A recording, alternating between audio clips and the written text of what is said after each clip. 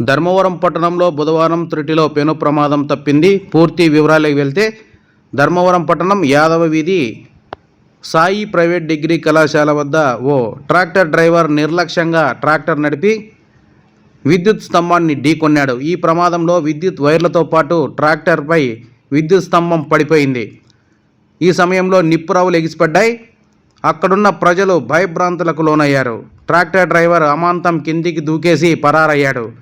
విషయం తెలుసుకున్న ధర్మవరం బీజేపీ కార్యాలయ ఇన్ఛార్జ్ హరీష్ బీజేపీ నాయకులతో పాటు హుటాహుటిన ఘటనా ప్రదేశానికి చేరుకున్నారు.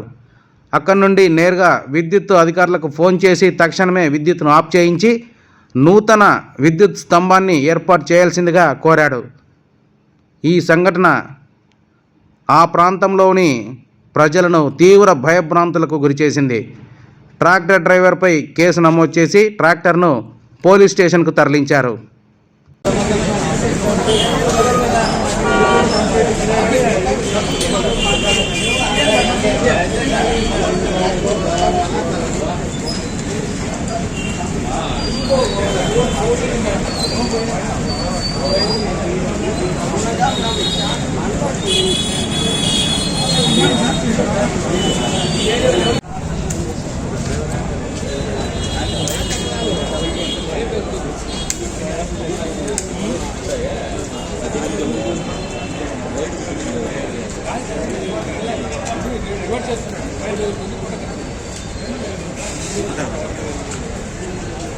ఒక నిమిషం.